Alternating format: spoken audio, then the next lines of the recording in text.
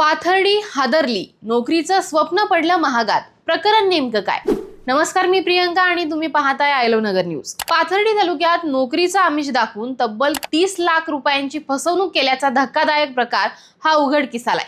यावेळी बनावट नियुक्ती पत्रासोबतच नोटरीद्वारे करारनामा केल्याचं भासवत फसवणूक केल्याची गंभीर बाब समोर आली आहे.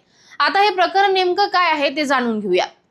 पाथर्डी तालुक्यातील रुपेश कुमार राम बागडे व प्रियंका महादेव आदापुरे या दाम्पत्याने पाथर्डी पोलीस ठाण्यामध्ये तक्रार अर्ज दिला आहे. मात्र अजून या प्रकरणी ठोस कारवाई न झाल्याने नागरिकांमधून संताप व्यक्त होत आहे.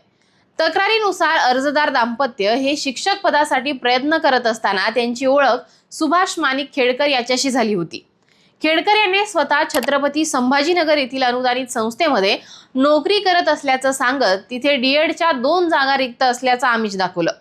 यानंतर खेडकर याने संस्था चालकाशी भेट घडवून आणली. संस्था चालकाला 30 लाख रुपये देण्याच्या बदल्यात दोघांनाही शिक्षक पदावर नियुक्ती देण्याचं आश्वासन दिल्याचं या तक्रारीत नमूद आहे.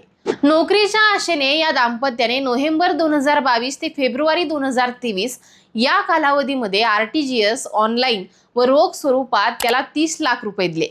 विश्वासार्हता निर्माण करण्यासाठी शिक्षण विभागाच्या नावाने बनावट मान्यता आदेश व नियुक्ती पत्रही देण्यात आल्याचा आरोप यावेळी करण्यात आलाय. धक्कादायक बाब म्हणजे नोटरीद्वारे करारनामा करून उमेदवारांचा विश्वास संपादन केल्याचा प्रयत्न केल्याचंही यात समोर आलंय. 13 डिसेंबर 2023 ला छत्रपती संभाजीनगर येथे करण्यात आलेल्या या करारनाम्यात चेतनानगर येथे शिक्षक बदलीच्या नावाखाली नवीन नियुक्त्या केल्याचं नमूद आहे.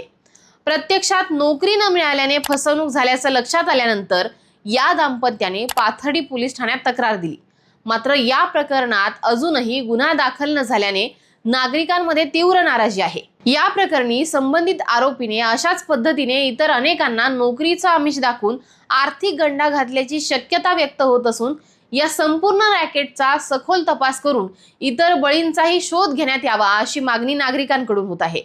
तुम्हाला या प्रकरणाबद्दल नेमकं काय वाटतं हे आम्हाला कमेंट करून सांगा आणि पाहत राहा आय लव्ह नगर न्यूज.